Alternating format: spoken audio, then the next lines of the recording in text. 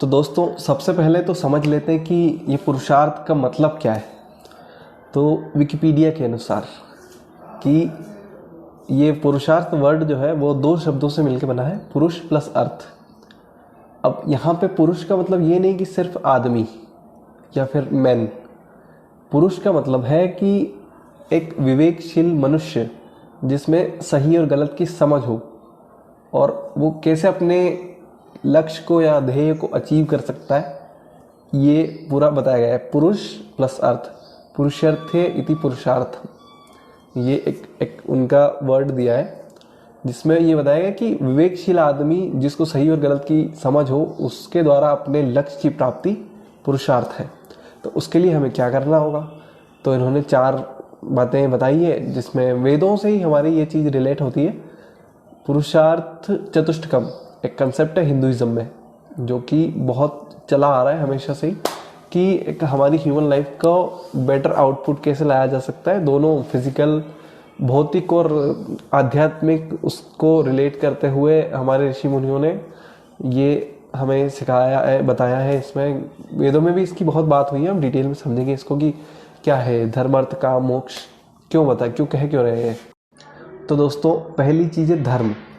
अब धर्म को हम ऐसे तो बहुत बड़ा और गहन और विशाल कहते हैं, वो ऐसा सब्जेक्ट है धर्म जिस पर बोलना ही मतलब बहुत बड़ी बात है कि हम कौन होते हैं समझने वाले, हम आजकल के आए बच्चे।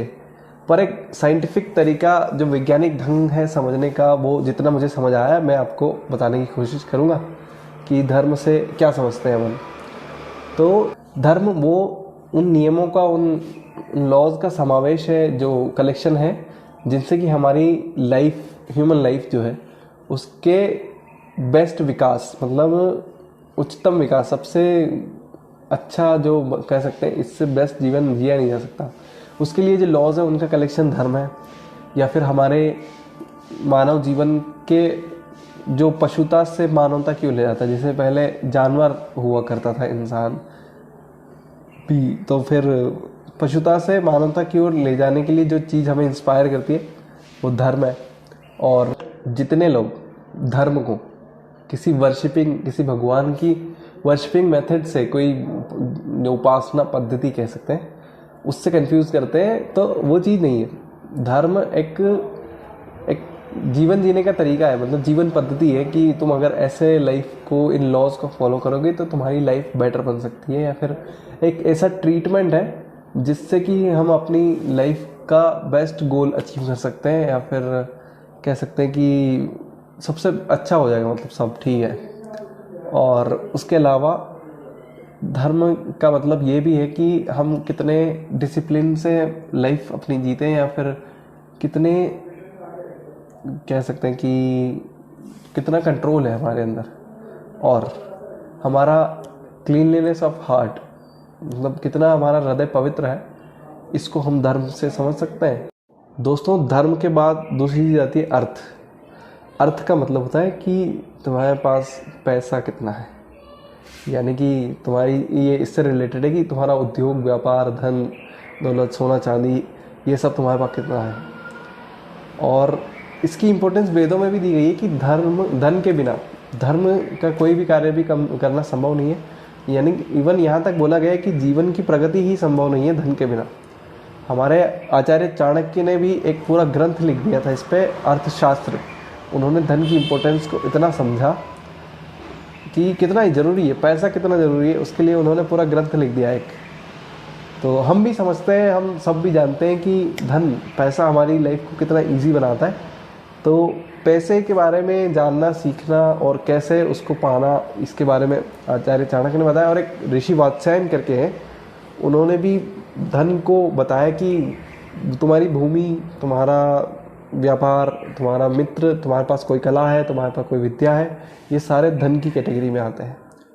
और उसके आगे बस काफ़ी हो, क्या पैसा ज़रूरी है, यही बताना था।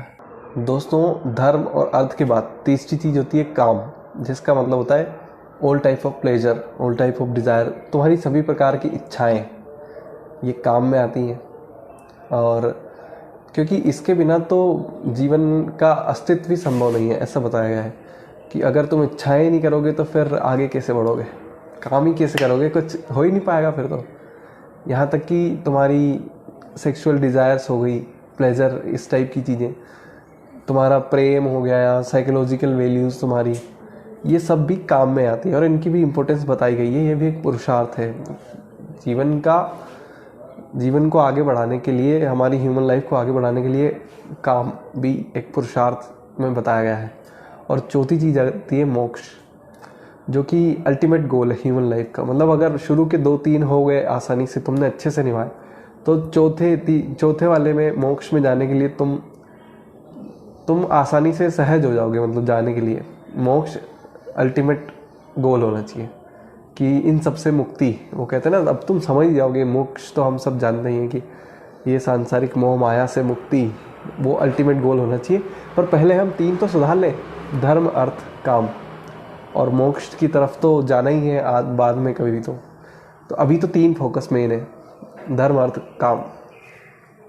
ठीक है गाइस, मिलते हैं अगली वीडियो में।